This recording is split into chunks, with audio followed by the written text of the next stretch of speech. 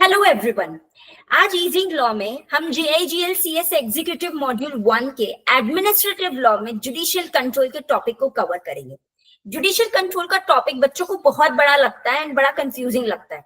सो इस चार्ट के थ्रू मैंने इसको सम अप करने की कोशिश करी है and if by chance any doubt arises, you can text me on Telegram channel or you can follow us on Instagram and आप वहां पे भी मुझे DM करके अपनी क्वेरी पूछ सकते हैं। So let's start with the chart. Judicial control is divided into three parts, that is constitutional control, statutory control and ordinary or equitable control. Constitutional control का मतलब ये है कि किस means के through, कौन से constitutional means के through हम किसी administrative authority पे control exercise करते हैं.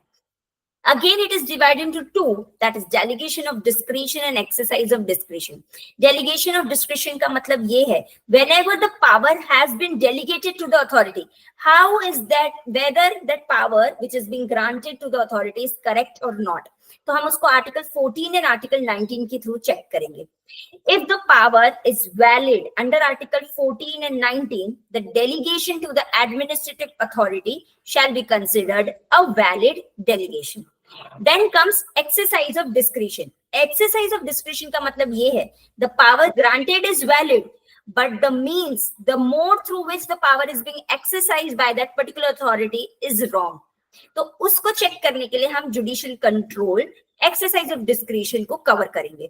Exercise of discretion is again divided into two, abuse of discretion and non application of mind. Abuse of discretion का मतलब ये है पावर तो मिला है but the power has been used और abused in a wrongly manner.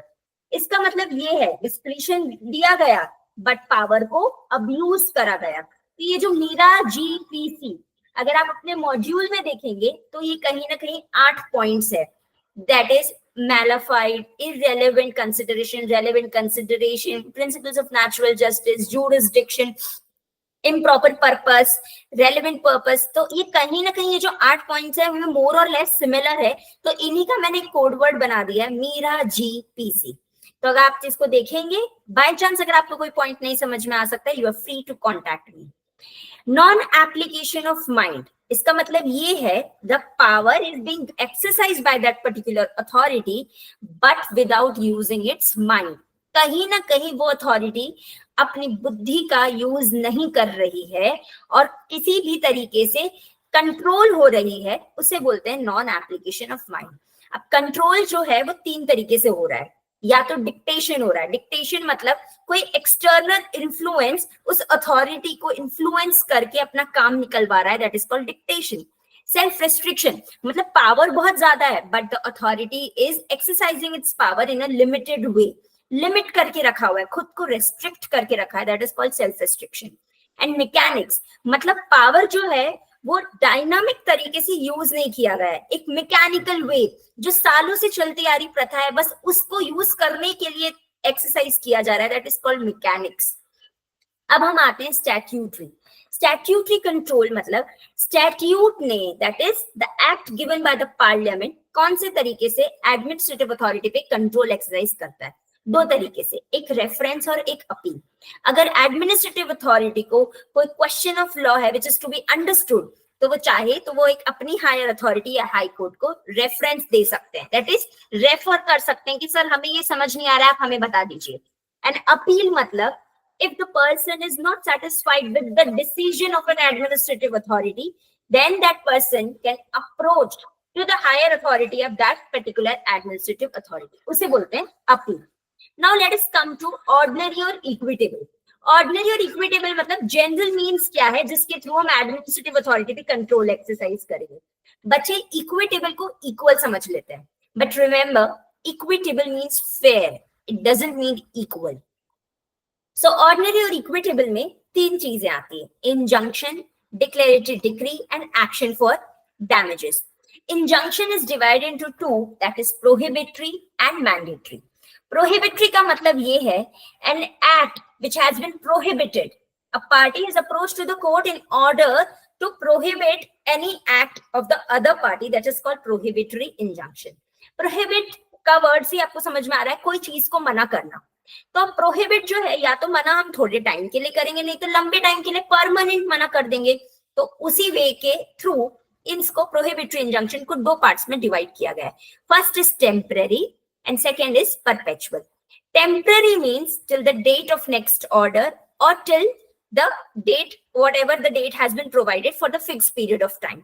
And perpetual का मतलब ये है कि उसको longer duration of the time के लिए मना कर दिया गया या फिर वो permanent nature के लिए मना कर दिया गया. Perpetual जो है वो usually final judgment के time दिया जाता है. And temporary जो है वो it is an interim order जो proceedings के दौरान दिया जाता है. A temporary can also be converted into a perpetual, but perpetual cannot be converted into a temporary. So usually exam में temporary और perpetual injunction के बीच में difference पूछा जाता है. So please आप लोग इसको practice करिएगा. Temporary मतलब for the time being and till the next date of order or for whatever the date has been provided. But perpetual is for a lifetime or a fixed period which is of a longer duration and is usually provided at the end of the final judgment. And mandatory injunction का मतलब ये है जो किसी party के ऊपर compulsion लगाए to do any act.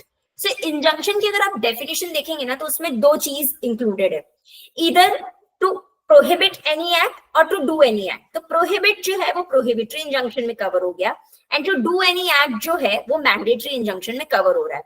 Mandatory मतलब जो मैंडेट लगा रहा है किसी भी पार्टी पे इन ऑर्डर टू डू और टू कमिट एनी एक्ट. अब डिक्लेरेटरी डिक्री पर आते हैं. डिक्लेरेटरी डिक्री हालांकि एडमिनिस्ट्रेटिव लॉ में बहुत छोटा से पार्ट में दिया हुआ है और आप इसको डिटेल में स्पेसिफिक रिलीफ एक्ट में पढ़ेंगे. So declaratory decree is usually a application filed by a party in order to seek a declaration on a title to the property. And remember, declaratory decree is the only remedy which is sought. No other remedy can be sought from the court while filing the application for declaratory decree. Action for damages का मतलब ये है action for seeking compensation. हमें पता है damage and damages का difference है law में. Damage मतलब कोई loss and damages मतलब compensation. So action for damages मतलब compensation मांगने के लिए जब भी कोर्ट में कोई application फाइल होगा उसे बोलेंगे action for damages. तो ये था judicial control over administrative authority का एक छोटा सा चार्ट जिसके थ्रू आप एग्जाम में 5 मिनट में इस आधे चैप्टर को आराम से आसानी से कवर कर सकते हैं.